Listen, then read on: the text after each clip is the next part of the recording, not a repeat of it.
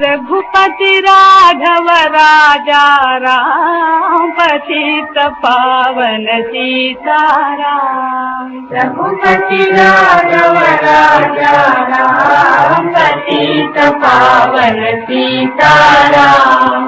सीताराम जय सीताराम। सीताराम जय सीताराम। भजतु प्यारे सीताराम। भजतु प्यारे सीताराम। ஸ்ரீ தியாகராஜ ராமாயணம். நன்மையும் செல்வமும் நாளும் நல்குமே, திண்மையும் பாவமும் சிதைந்து தேயுமே, செல்வமும் மரணமும் இன்றி தீருமே, இம்மையே ராமா என்ற இரண்டெழுத்தினால் ஸ்ரீ தியாகராஜரின் ராமகாவியம் கிஷ்கிந்தா காண்டம். ஸ்ரீராம் ஜெயராம். சபரி ஞானம் மிக படைத்தவர். அவள் ராமர் ஸ்ரீ நாராயணனின் மறு அவதாரம் என்பதை உணர்ந்து அவர் பாதத்தை வணங்கி பரமனின் திருவடியை அடைய எண்ணம் கொண்டாள். ஸ்ரீ ராமபிரானுக்காக சுவை மிகுந்த பழங்களை தேடி அலைந்து அவைகளை தன் நாவினால் இனிப்பானவையா என்று ருசி பார்த்து ராமருக்காக கொண்டு வந்தாள். பிறகு அவைகளை ராம லட்சுமணர்களிடம் கொடுத்து அவர்கள் பழங்களை சுவைத்து உண்ணும் அழகைக் கண்டு பக்தி பரவசத்துடன் மெய்மறந்தாள். ராம லட்சுமணர்களுக்கு பசிதீர கனிகளை கொடுத்தபின் சபரி அந்த கானகத்தில் உள்ள மகிமைகளை அவர்களிடம் சொல்லி விளக்கினாள். அதன்பின் தனக்கு மோட்ச சாம்ராஜ்யத்தை கொடுக்க வேண்டும் என்று ஸ்ரீராமரிடம் சபரி பிரார்த்தித்தாள். அவள் விருப்பப்படியே சபரியை அக்னிகுண்டத்தின் மூலம் பிரவேசிக்கச் செய்து மறுபிறவையில்லாத மோட்சத்தை சபரிக்கு அளித்தார். ஸ்ரீ ராமரின் கருணையால் சபரி பெரும் பாக்கியத்தை அடைந்தாள் என்று ஸ்ரீ தியாகராஜர் தன் பாடல்களில் புகழ்ந்து கூறியுள்ளார். சபரிக்கு மோட்சத்தை அளித்த ராமலட்சுமணர்கள் சீதையை தேடிக்கொண்டு ரிஷ்யமுக மலைப்பிரதேசத்தை வந்தடைந்தார்கள். தன் சகோதரன் வாலியால் துரத்தி அடிக்கப்பட்ட சுக்ரீவன் அந்த மலைப்பிரதேசத்தை ஆண்டு வந்தான். ராமலட்சுமணர்கள் அங்கு வந்திருப்பதை அறிந்து அவர்களை பற்றிய தகவல்களை உளவு அறிந்து கொள்ள தன் மந்திரியாக இருந்த அனுமனை அனுப்பி வைத்தான். அனுமான் ஒரு அந்தண வாலிபன் வடிவம் எடுத்து அவர்களை கண்டு பேசி நீங்கள் யார் என்றார். அப்போது ராமன் லட்சுமணனை பார்த்து, தம்பி, அனுமானுடைய பேச்சின் திறத்தை கண்டாயா? வேதங்கள் முழுவதையும் கசடரக் கற்று வியாகரணத்தையும் நன்றாக தெரிந்தவன் போல் பேசுகிறான். இவனிடம் எனக்கு முழு நம்பிக்கை உண்டாகிறது.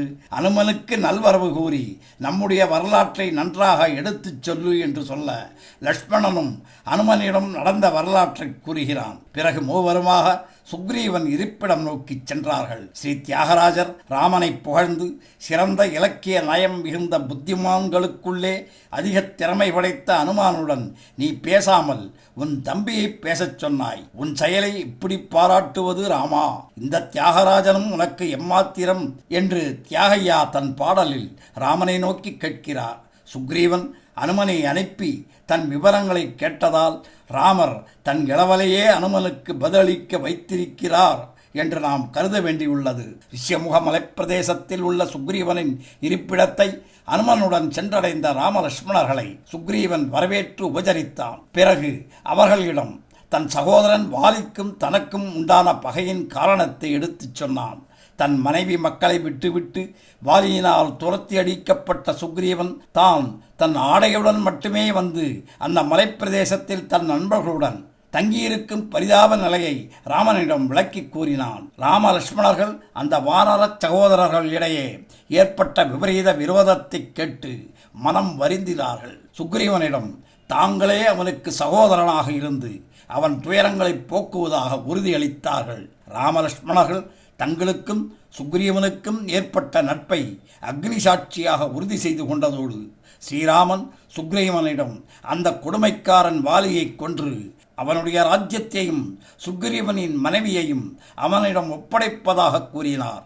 அதேபோல் சுக்ரீவனும் ராமரிடம் சீதையை தேடி கண்டுபிடித்து தர தன் வானரப் படைகளுடன் உதவி புரிவதாக வாக்களித்தான். ராமலட்சுமணர்கள் அந்த மலைப்பிரதேசத்தில் தங்கியிருக்க வேண்டிய காலத்தில் அவர்களுக்கு தேவையான அனைத்து வசதிகளை செய்து கொடுக்குமாறு அனுமனுக்கு கட்டளையிட்டான் சுக்ரீவன். ஸ்ரீ தியாகராஜரின் ராமகாவியம் கிஷ்கிந்தா காண்டம் தொடர்கிறது.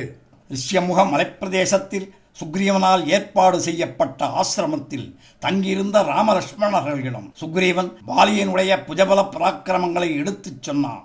ராமலட்சுமணர்களை விட பலம் மிகுந்தவனாக வாலி இருப்பானோ என்று சந்தேகப்பட்ட சுக்ரீவனிடம் அவனது சந்தேகத்தை போக்க பர்வதத்துக்கு சமமாயிருக்கும் துந்துவியினுடைய உலர்ந்த தேகத்தை ஸ்ரீராமபிரான் தன் திருவடி பெருவிரலாலே 10 யோஜனை தூரத்திற்கு அப்பால் போய் விழும்படி விட்டெறிந்தார். தனது வலிமையை சுக்ரீவனுக்கு காட்டியும் அவன் சந்தேகம் தீரவில்லை என்பதை தெரிந்து கொண்ட ராமபிரான் சுக்ரீவன் தனக்கு காட்டிய பிரம்மாண்டமான 7 மரங்களையும் அவற்றின் பக்கத்தில் இருந்த மலையையும் அதன் அடிப்பூமியையும் ஒரே பாணத்தினால் பெயர்த்து தள்ளினார். அதைக் கண்ட சுக்ரீவன் தன் பயத்தையும் சந்தேகத்தையும் போக்கிக் கொண்டதோடு ராமனின் வலிமை முன்னால் வாலி தூசிக்கு சமமானவன் என்பதையும் தெரிந்து கொண்டான். சந்தேகம் தெளிந்த சுக்ரீவன் ராமபிரானின் கட்டளைப்படி வாலியை தன்னுடன் போரிட வரும்படி முழக்கமிட்டான். வாலியும் சுக்ரீவன் தன்னை போருக்கு அழைத்ததில் கடுங்கோபம் கொண்டு சுக்ரீவனை எதிர்த்து போரிட வந்தான். இருவருக்கும் கடும்போர் துவங்கியது. மலையும் மோதிக்கொள்வது போன்ற உணர்வு எல்லோருக்கும் ஏற்பட்டது. சுக்ரீவன் ஸ்ரீராமபிரானிடம் வாலியை பற்றி சொல்லிய போது வாலியுடன் யாரும் நேருக்கு நேர் போரிட்டு வெற்றி பெற முடியாது என்பதையும் கூறியிருந்தான். அப்படி ஒரு வரத்தை பெற்றிருந்தான் வாலி. ஆகவே வாலியும் சுக்ரீவனும் போரிடும் போது மரத்துக்கு பின் மறைந்து நின்றிருந்த ஸ்ரீராமபிரான் தனது வில்லை வளைத்து பாணங்களை விட்டதும் அது நேராக வாலியின் மேல் பாய்ந்து அவனுக்கு வைகுண்ட பதவியை கொடுத்தது. சுக்ரீவனையும் காப்பாற்றி வாலிக்கும் மோட்சத்தை கொடுத்தார் ராமபிரான். வாலி பெற்ற வரத்தினாலேயே மனிதனாக அவதாரம் செய்திருந்த ராமபிரான் வாலியை மறைந்து நின்று கொல்ல வேண்டியதாயிற்று. வாலிக்கு ராமனின் உண்மை உருவம் தெரியும். வாலியின் மனைவி தாரையும் ராமன் மகாவிஷ்ணுவின் அவதாரம் என்பதை வாலியிடம் தெரிவித்திருந்தாள். அதை போன்றே வாலியும் முனிவர்களுக்கும் கிடைக்காத பாக்கியமாக உன் தரிசனம் எனக்கு கிடைத்தது. உன்னை ஆதி பகவானாகவும் சீதாதேவியை லட்சுமி தேவியாகவும் அறிந்து கொண்டேன் என்று தன் மரணத் தருவாயில் ஸ்ரீராமபிரானிடம் கூறுகிறான். வாலி தன் உயிர் போகும் தருவாயில் ஸ்ரீராமனிடம் நீ ஏன் மறைந்திருந்து என்னை கொல்ல வேண்டும்? ஆனாலும் உன் கூர்மையான அஸ்திரம் எனக்கு மெய்யறிவை தந்து பிரம்மா விஷ்ணு ருத்ரன் என்ற மும்மூர்த்திகளும் நீயே என்று எனக்கு காட்சி அளித்த பெரும் பேற்றை பெற்றேன். நீ எனக்கு தரிசனம் கொடுத்தது எத்தகைய தவத்தை மேற்கொண்ட மாமுனிவர்களுக்கும் கிடைக்காத பெரும் பாக்கியம் என்றான். ஸ்ரீராமபிரான் வாலியின் பராக்கிரமத்தையும் அவன் தன் மேல் கொண்ட வாசத்தையும் பெரும் பக்தியையும் கண்டு வியந்து அவனுக்கு முக்தி அளித்து வாலி பரமபதம் அடைய அருள் புரிந்தார். வாலியும் விதிவசத்தால் தம்பி சுக்ரீவனின் அரசாட்சியையும் அவன் மனைவியையும் அபகரித்ததை எண்ணி வருத்தமடைந்ததோடு ஸ்ரீராமபிரானின் பாணத்தால் மோட்சமடைந்ததை எண்ணி மகிழ்ச்சி அடைந்தான். ஸ்ரீ தியாகராஜரின் ராமகாவியம் கிஷ்கிந்தா காண்டம் தொடர்கிறது. ஸ்ரீராமபிரான் சுக்ரீவனின் துயரத்தை போக்கியதுடன் அவனை அவன் மனைவியுடன் சேர்த்து வைத்து தான் கூறிய வாக்குப்படியே அவனுக்கு ராஜ்யாபிஷேகமும் செய்து வைத்தார். ராமனின் கருணையால் தன் கஷ்டங்கள் நீங்கியது குறித்து மகிழ்ச்சி அடைந்தான் சுக்ரீவன். ராமனுக்கு கொடுத்த வாக்குப்படியே மழைக்காலம் முடிந்தவுடன் தன் வானரப் படைகளை அழைத்து சீதையை எப்படியாவது கண்டுபிடித்து வர வேண்டும் என்று உத்தரவிட்டான் சுக்ரீவன். வானரர்களும் ராவணனால் கடத்திச் செல்லப்பட்ட சீதையை கண்டுபிடிக்க 4 திக்குகளிலும் தேடுதல் வேட்டையை துவக்கினார்கள். அனுமான், அங்கதன் மற்றும் சில வானரர்கள் தெற்கு திசையில் தேடிக்கொண்டு சென்றார்கள். வழியில் ஒரு கொடிய அரக்கன் அவர்களை தாக்க முயன்றான். அங்கதன் ஒரு அறைந்து அந்த அரக்கனை வீழ்த்தினான். சீதையை தேடும் பணியில் இரவு பகல் பாராமல் அலைந்த வானரர்களை பசியும் தாகமும் வாட்டவே வானரர்கள் ஒரு பெரிய குகையைக் கண்டு அதில் தண்ணீர் இருக்கும் என்று ஊகித்து உள்ளே சென்றார்கள்.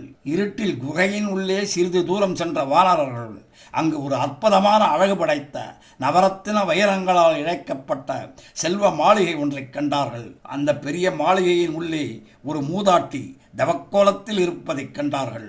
அந்த மாளிகை சிற்பிகளுள் தலை சிறந்தவனான மயனால் கட்டப்பட்டது. அவன் அந்த மாளிகையை ஹேமை என்ற தேவலோக பெண்ணுக்கு பரிசாக கொடுத்திருந்தான்.